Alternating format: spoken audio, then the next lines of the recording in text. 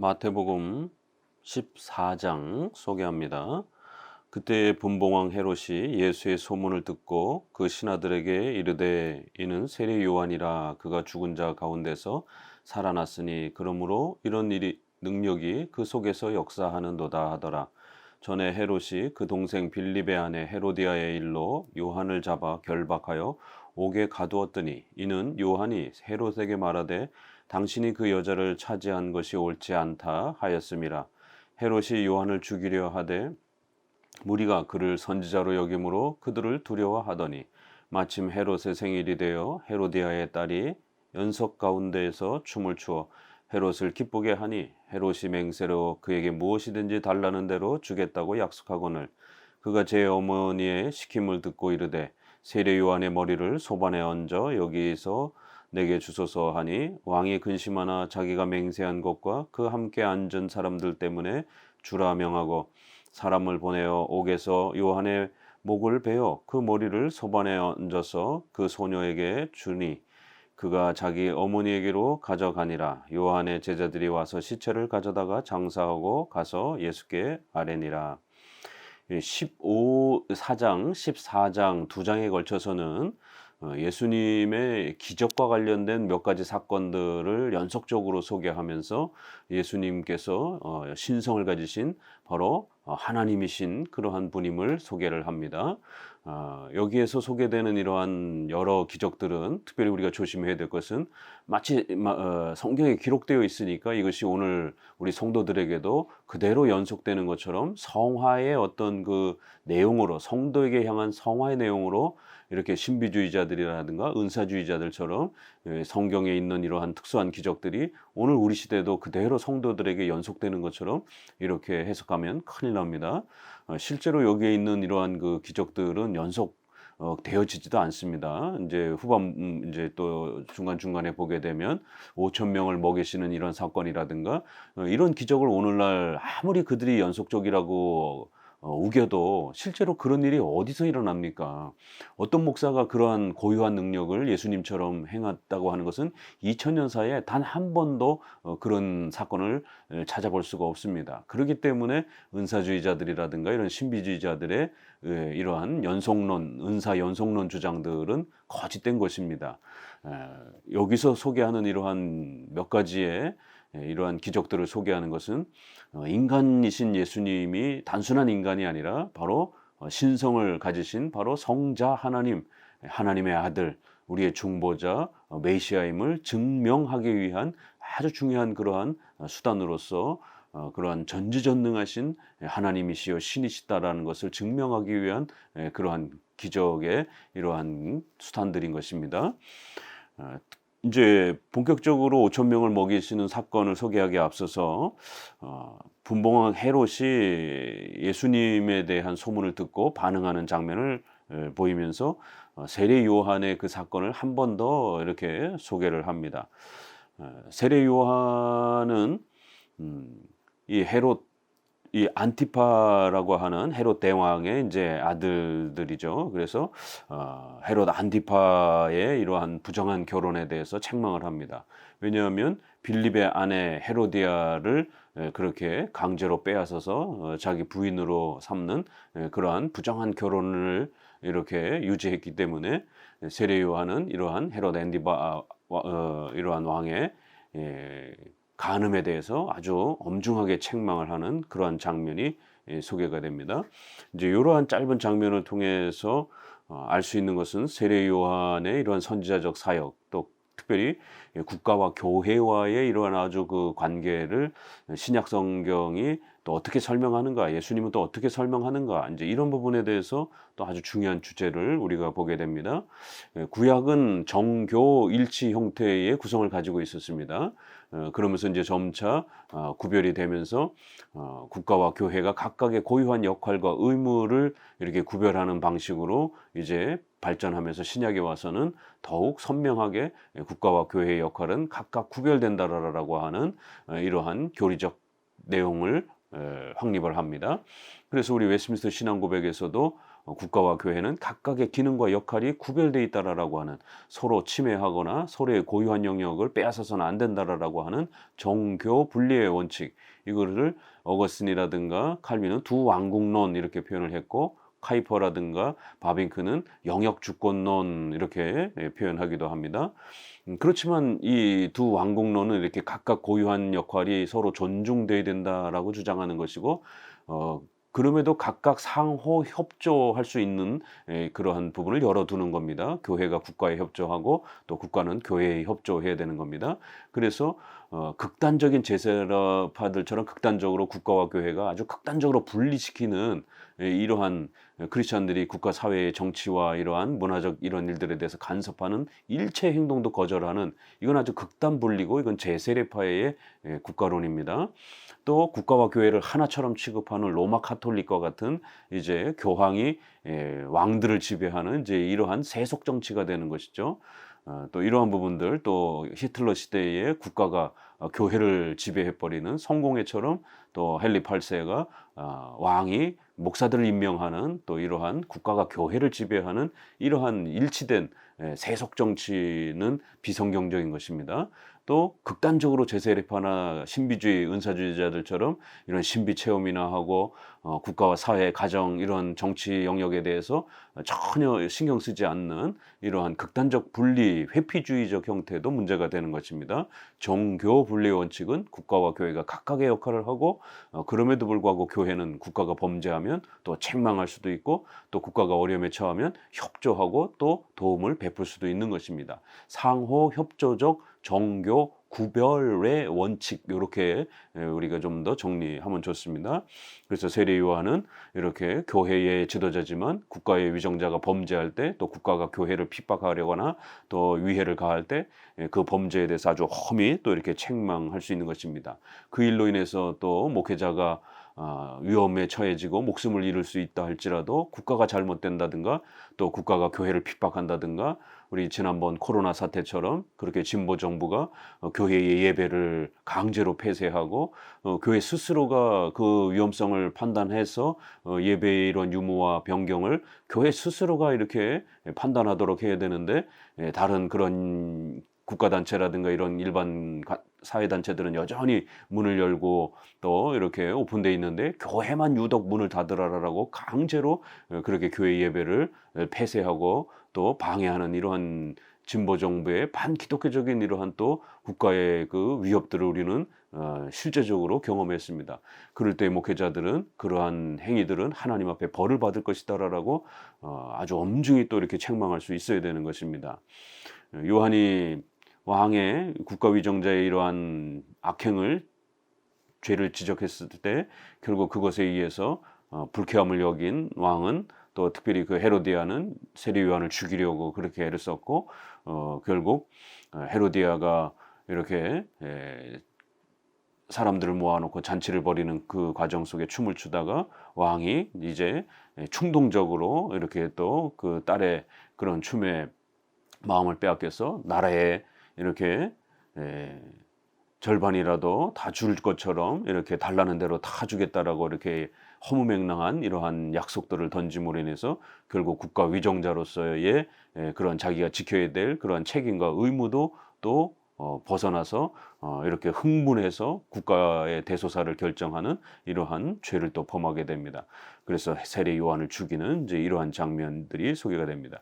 결국 이제 이러한 첫 장면은 이제 본격적으로 마태복음 중후반으로 넘어가게 되면 이제 예수님이 핍박을 받고 또 세례 요한이 핍박을 받고 예수님을 따르는 수많은 교회와 제자들이 엄청난 핍박을 받는 소위 기독교 핍박의 이러한 그 역사의 또 현장을 아주 낱낱이 우리에게 소개하면서 교회가 이 땅에 세워졌을 때 또 교회가 직면하는 또 이런 많은 어려움들은 또 어떠한 것인지, 이 교회는 이 땅에 부귀영화를 만들어주기 위해서도 아니고 사회복지와 정치를 만들어주기 위함도 아니라 죄사함, 바로 이 죄의 문제를 지적하는 것이 기독교의 본질이기 때문에 수많은 핍박과 어려움 가운데 놓여질 수밖에 없는 또 이러한 기독교 신앙의 본질을 또 펼쳐냅니다. 13절, 예수께서 들으시고 배를 타고 떠나사 따로 빈들에 가시니 무리가 듣고 여러 거울로부터 걸어서 따라간지라 예수께서 나오사 큰 무리를 보시고 불쌍히 여기사 그 중에 있는 병자를 고쳐 주시니라. 저녁이 되매 제자들이 나와 이르되 이곳은 빈들이요 때도 이미 저물었으니 무리를 보내어 마을에 들어가 먹을 것을 사 먹게 하소서.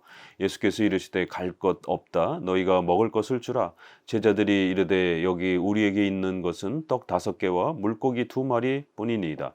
이르시되 그것을 내게 가져오라 하시고 무리를 명하여 잔디 위에 앉히시고 떡 5개와 물고기 2마리를 가지사 하늘을 우러러 축사하시고 떡을 떼어 제자들에게 주시매 제자들이 무리에게 주니 다 배불리 먹고 남은 조각을 12바구니에 차게 거두었으며 먹은 사람은 여자와 어린이 외에 5,000명이나 되었더라. 이제 공간 복음서에서는 이 오병이어 사건을 좀 더 간략하게 이렇게 다룹니다. 마태복음에서도 또 이렇게 더욱 간략하게 다룹니다. 그러나 이제 요한복음에서는 이 신앙적 의미가 무엇인지를 좀 더 상세하게 이제 풀어서 설명해 갑니다. 공간 복음서에서는 좀 더 간략하게 다루기 때문에 전체 문맥 아래서 좀 더 간략하게 설명을 드리면은요. 이 마태복음의 문맥 흐름에서 보게 되면 이렇게 인간의 가장 근본적인 이 생존의 문제, 먹고 마시며 이렇게 살아야 되는 인간의 양식에 대한 이 문제는 인간의 생존의 아주 근원적이고 본질적인 문제죠. 바로 이러한 인간의 생존의 근원적인 이러한 문제를 예수님께서 신적 권능으로 그렇게 해결해 주시는 그러한 또 아주 중요한 의미를 소개합니다. 그리고 그 다음 장면에는 물 위를 걸으시는 그런 장면들을 통해서 우주 만물의 자연 세계 전체를 지배하시는 이러한 또 신적 권능을 가지신 그리스도를 소개합니다.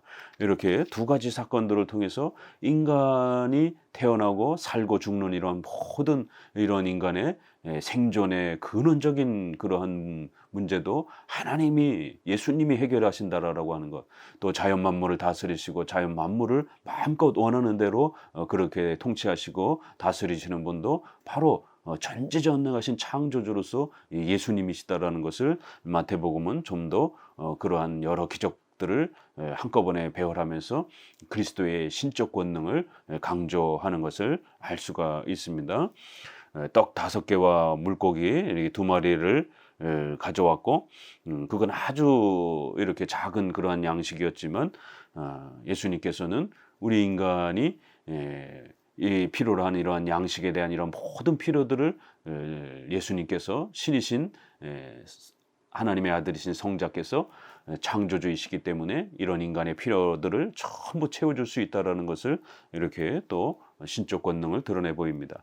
특별히 구약의 그러한 그 만나 사건과 민수기에서의 그 출애굽기의 만나 사건과 또 연결해서 백성들 전체를 먹여 살리시는 그런 창조주로서의 위대한 그러한 그 권능이 이 오병이어의 사건과 연결되어지면서 우리 인간이 살아가는 모든 생존에 필요한 이런 모든 부분들이 오직 그렇게 예수 그리스도를 통해서 공급되어질 수 있다라고 하는, 그걸 공급하시고 만드시고 먹이시고 또 우리를 살리시는 이런 모든 창조주로서의 권능이 예수님께 있다라고 하는 것을 이렇게 더욱 강조하는 것을 알 수가 있습니다.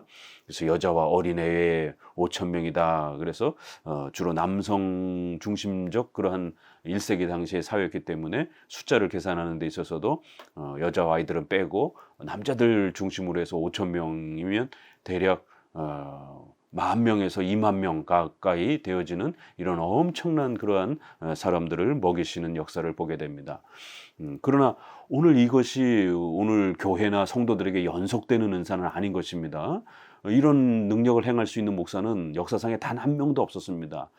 그렇기 때문에 우리가 지나친 이런 은사주의자들의 또 신비주의자들의 이런 허무맹랑한 이런 해석, 오늘날도 마치 교회와 성도들에게 특정한 목사에게 그런 은사들이 연속되는 것처럼 방언이나 신비 체험을 자꾸 그렇게 기독교의 본질인 것처럼 이런 기적들을 따라하려고 하고 그런 걸 흉내내고 그것을 바라면서 또 교회에 몰려들고, 이것은 건강한 기독교가 아닙니다. 이건 기독교가 아닙니다. 예수 그리스도께서 누구신지 계속해서 이러한 성경의 기록들을 통해서 가르치고 있고 증명하는 겁니다. 그러면 우리는 예수님을 보거나 만지지 못했지만 또 예수님이 행하시는 그 기적에 우리가 현장에 참여하지는 못했지만 이 성경에서 가르치는 그 예수님을 믿는 것입니다. 그러면 얼마든지 우리가 구원받을 수 있다라는 것입니다. 믿음으로 구원받는 것이지 그런 기적 체험과 은사 체험으로 우리가 구원받는 것이 아닙니다. 22절에도 예수께서 즉시 제자들을 재촉하사 자기가 무리를 보내는 동안에 배를 타고 앞서 건너편으로 가게 하시고 무리를 보내신 후에 기도하러 따로 산에 올라가시니라. 저물매 거기 혼자 계시더니 배가 이미 육지에서 술이나 떠나서 바람이 거스름으로 물결로 말미암아 고난을 당하더라. 밤 사경에 예수께서 바다 위로 걸어서 제자들에게 오시니 제자들이 그가 바다 위로 걸어오심을 보고 놀라 유령이라 하며 무서워하여 소리 지르거늘 예수께서 즉시 이르시되 안심하라 나니 두려워하지 말라. 베드로가 대답하여 이르되 주여 만일 주님이시거든 나를 명하사 물 위로 오라 하소서 하니 오라 하시니 베드로가 배에서 내려 물 위로 걸어서 예수께로 가되 바람을 보고 무서워 빠져가는지라 소리질러 이르되 주여 나를 구원하소서 하니 예수께서 즉시 손을 내밀어 그를 붙잡으시며 이르시되 믿음이 작은 자여 왜 의심하였느냐 하시고 배에 함께 오르매 바람이 그치는지라. 배에 있는 사람들이 예수께 절하며 가로되 진실로 하나님의 아들이로소이다 하더라. 바로 이 몇 가지 기적의 가장 중심 또 목적은 바로 기적 체험을 우리가 성도들도 동일하게 따라할 수 있다. 그러니까 따라 해봐라. 이런 은사주의, 신비주의를 소개하는 게 아니라 진실로 하나님의 아들이다. 바로 우리 이 가운데 오셨던 2000년 전에 오셨던 베들레헴 땅의 목수의 아들로 가난한 그러한 청년으로 오셨던 이러한 예수님은 단순한 인간이 아니라 바로 성자 하나님의 아들, 바로 삼위일체 가운데 제2위격이신 성자 예수님 하나님의 아들이셨다라는 거예요. 그분이 성육신하셔서 우리 가운데 오셔서 그렇게 우리를 위하여 대신 십자가에 죽으시고 하나님의 정죄를 받으시며 우리의 모든 죄값을 해결해 주시는 이러한 위대한 중보자요 메시아임을 이런 기적들을 통해서 증명하는 것입니다. 또 다른 새로운 여러 사건들이 있지만 마태는 아주 중요한 두 가지 사건, 먹이는 사건과 자연을 다스리는 이 두 가지 사건을 통해서 창조주로서의 그리스도의 위대한 신적 권능을 우리가 좀 더 깊이 있게 깨닫고 믿을 수 있도록 두 사건을 나란히 배열해 주는 것입니다. 오병이어의 사건 같은 경우도 만약 오늘날 이런 은사가 있었다라면 전국 각지에서 사람들이 몰려들 것입니다. 만약 또 이런 은사를 가지고 있는 목사가 있다라면 오늘 우리 시대의 가난한 사람들 전부 다 그러면은 그들의 양식 문제를 해결해 줄 수 있는 것 아닙니까? 그런데 왜 어떤 목사도 이러한 가난한 사람들의 생계 문제를 해결해 주지 않습니까? 이런 데서 바로 이런 은사주의자들이 가짜다라는 것을 우리는 알 수가 있는 것입니다. 또 이런 병치료라든가 귀신을 내쫓고 이런 부분들도 만약에 이게 오늘날 특정한 목사들에게 특정한 은사로서 그렇게 주어져 있다라면 코로나 시대에 그 수많은 사람들이 죽어가는데 그 능력 있는 은사를 가진 목사들은 도대체 어디서 뭐 하고 있었던 것입니까? 왜 코로나로 죽어가는 수많은 사람들을 안 고쳐주고 그 사람들의 생명을 안 고쳐줍니까? 못 치료하는 겁니까?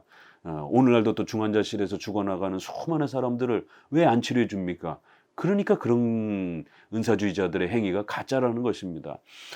이렇게 양식의 이러한 부분들을 놀랍게 행하셨지만 예수님은 이제 요한복음에 보게 되면 그들을 피해서 오히려 몸을 숨기십니다. 여기 22절에서도 예수께서 즉시 제자들을 재촉하사 자기가 무리를 보내는 동안 배를 태우고 다른 데로 얼른 이동시키고 예수님은 그리고는 산속으로 피해 가시고 기도하러 그렇게 숨어서 산속으로 가시는 것이에요. 왜냐면은 요한복음에 보게 되니까 수많은 사람들이 벌떼처럼 와, 이 신비로운 기적을 행했으니까 우리가 이제 더 이상 굶어 죽지 않을 수 있겠구나. 야, 이 양식 문제 더 이상 이제 우리가 고민하지 않을 수 있겠구나. 이러면서 막 그 양식을 더 확보하기 위해서 예수님이 누구신가가 궁금해서가 아니라 야, 이 먹고 사는 문제가 해결될 수 있겠구나. 이런 결국 기복주의, 물질주의적 욕망 때문에 예수님께로 다가온 겁니다. 그러자 예수님은 그것이 기독교의 본질이 아니기 때문에, 복음의 본질이 아니기 때문에 그런 욕망을 가진 자들이 달게 들었을 때 그들을 만나주지 아니하고 오히려 산속으로 피해 가신 것입니다. 이렇게 예수님은 기적을 우리에게 선사하려고 온 것이 아니고 우리가 기적을 체험하고 맛보도록 초대하기 위해서 온 것이 아니라 복음을 정확하게 깨달을 수 있도록 또 십자가의 죽으심으로 우리가 해결할 수 없는 그 정죄와 지옥의 영원한 형벌, 이 죄의 문제를 해결해 주시기 위해서 오신 것이지 이 기적 체험과 돈을 벌게 해주려고 오신 게 아닌 것입니다. 이렇게 놀라운 목적 아래에서 예수님은 오히려 사람들의 관심에서 멀어지면서 그렇게 제자들을 일부러 저 건너편으로 보내시고 또 시간을 기다리시면서 또 폭풍이 이렇게 일어날 때를 또 제자들에게 허락하시는 것을 보게 됩니다.